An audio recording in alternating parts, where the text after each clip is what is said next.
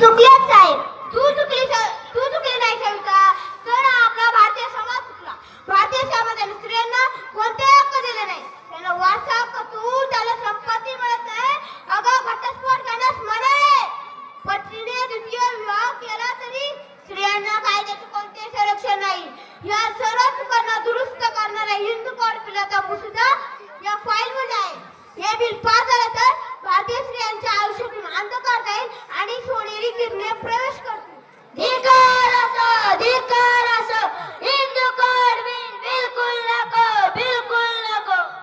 तुम्ही दलितांचे नेते आहात ना, मग दलितांच्या समस्या सोडवा ना. फिक्रा, तुम्ही आमच्या धर्मात ढवळाढवळ का करत आहे हे आम्ही खपवून घेत नाही. हे बिल पास झाले तर आमच्या बायका बिघडतील. पुरे तुमच्या डोक्यात विचार करणारा मेंदू आहे की वळवणारे किडे भरले ते मला कळत नाही. हे बिल भारतीय स्त्रियांना बंदी देण्यासाठी नाही, तर त्यांना घडवण्यासाठी मी बिल मांडत आहे. हे बिल पास झालं तर भारतीय स्त्रिया तुम्हा पुरुषा इतक्या समर्थ होतील आणि त्यांच्या हातात पायात अडकलेल्या हजारो वर्षांच्या गुलामगिरीच्या बेड्या तुटून जातील आणि या सर्व स्त्रिया स्वातंत्र्याचा मोकळा श्वास घेतील. आम्हाला शिकू नका, तुमचे बिल पासच होऊ देणार नाही. मंत्री पदाची मला हाव नाही.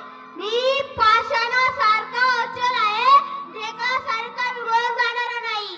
हे बिल पास होत नसेल तर संसदेत माझा उपयोग काय? स्त्रियांच्या उद्धारासाठी मी मंत्री पदाचा राजीनामा देईन. माझे अध्यक्ष दलितांचे नेते समजतात, पण त्यांना एक गोष्ट सांगू इच्छितो.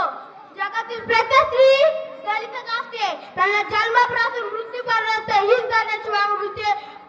पण माझी खात्री आहे, हे बिल पास झालं तर भारतीय स्त्रियांना